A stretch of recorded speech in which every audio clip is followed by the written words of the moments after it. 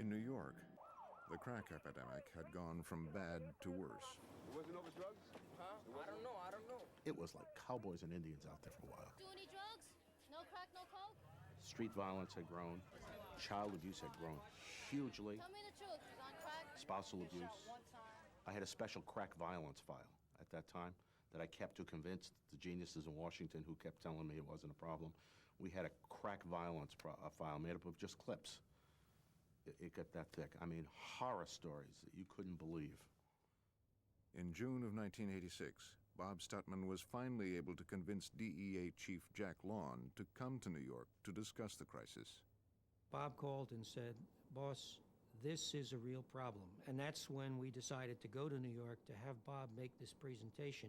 And we spent the entire day talking about crack and what it was doing in New York. And we had senior New York City Police Department, who we had great relationship with us, but they were upset because we weren't working with them.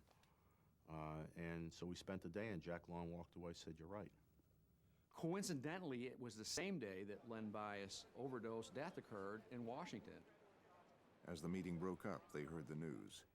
The brilliant college basketball star Len Bias had died of a cocaine overdose the night before, just 2 days after signing with the Boston Celtics. Oh, Bias looks. We walk out of a meeting that we spent 7 hours in talking about a drug that frightened us because of what its potential was, and then to find out that somebody with as much talent as a Len Bias, with as great a future, had died from an overdose of cocaine. It really impacted all of us. It's a shame that the death of a basketball star had to change the nation's perception about a drug, but that's exactly what happened. I worked for the House Crime Subcommittee in the spring of 1986, and in June, Len Bias dies. Suddenly, voltage goes through the Congress. The lights go on. Drugs. Drugs. You're over, every little theater of operations that can have a hearing. Energy and Commerce, Merchant Marine and Fisheries, Interior and Insular Affairs, Armed Services, Ways and Means. I mean, everybody is like, drugs. The curtain goes up and hearings are held on what every congressional committee can do about drugs. In record time, Congress rewrote virtually all the nation's drug laws. A get-tough crackdown unparalleled in drug war history. Measures included, from the Crime Subcommittee, the death penalty for major traffickers, life in prison for some repeat offenders, more severe federal penalties for simple possession. From the Armed Services Committee, for the first time, direct involvement of the U.S. military in interdiction. From the Committee on Merchant Marine and Fisheries, stiff penalties for drugs found on any American boat. From the Judiciary Committee, federal penalties for money laundering and a new asset forfeiture law that allowed federal police agencies to keep the property they seized. From the Agriculture Committee, the arming of forest rangers. There were some 50 agencies involved, not because they have a desire necessarily to do something about drug abuse in the country.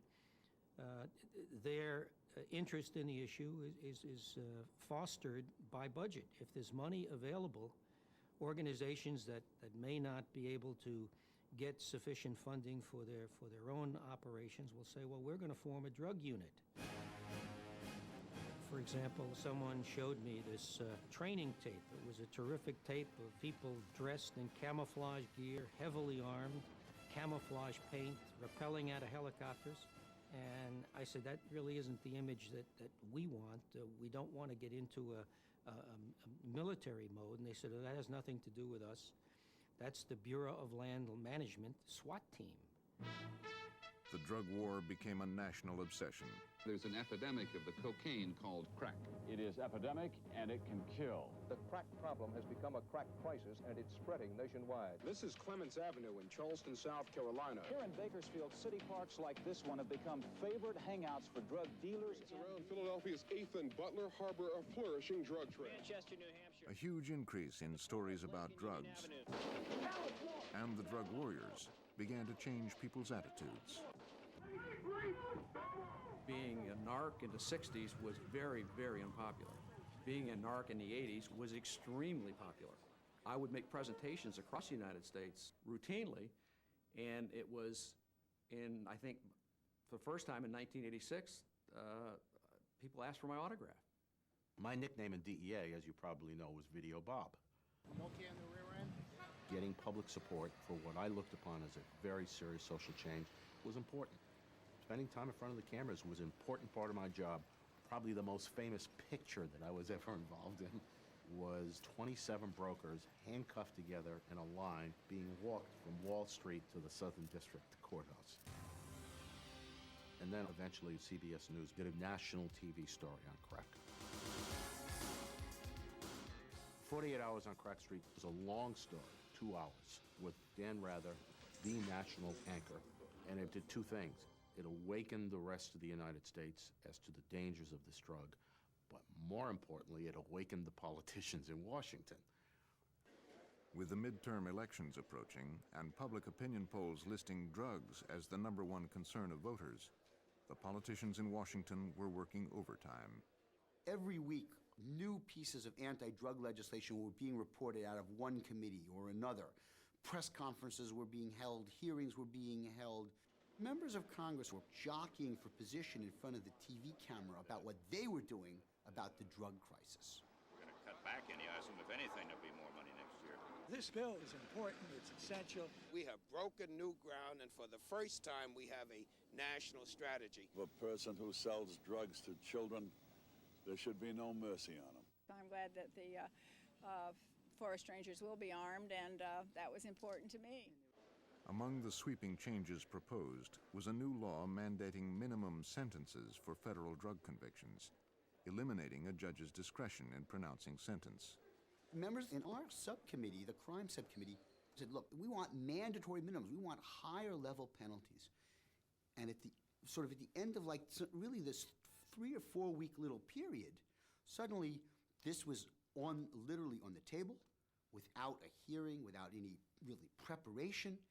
There was not a lot of study. There was a call for action in Congress. There was talk about, the way the normal legislative process runs. They do full-scale hearings, and they bring experts in, and they do an awful lot of investigation. Well, that didn't happen with crack cocaine in particular. We didn't have any testimony from DEA. We didn't have any testimony from any police. The way it happened was, Eric, go make some phone calls, find out. It was left to me. Now, I was not a narc. I was not a prosecutor. And so I talked to somebody at DEA, and they gave me some ideas. DEA defined high-level traffickers in terms of hundreds of thousands of doses. And members of Congress, when they looked at those numbers, kind of gagged. Said, that's too much. We need much lower numbers. For example, I remember Congressman Mazzoli from Louisville, Kentucky, saying, we don't have that kind of traffic in Louisville. I can't vote for this bill if it's not going to have some real effect in Louisville. We need much smaller quantities. And that's how the numbers got developed, on sort of the blind leading the blind. I was one of those who was blind. The mammoth omnibus drug bill passed both houses of Congress with an overwhelming majority. Federal sentences for marijuana, heroin, and cocaine were unprecedented in their severity. Federal parole in most drug cases was eliminated. What began as alarm over the crack epidemic had mushroomed into a program requiring the incarceration of tens of thousands. The reaction on the Hill was mandatory minimums. So then the issue becomes, now we need more prisons. Prison building became the biggest public works business in America, with both federal and state legislatures approving a huge increase in funds for construction projects. And across the country, hundreds of new prisons were built. Over the next decade, the budget for prisons increased by more than 160%.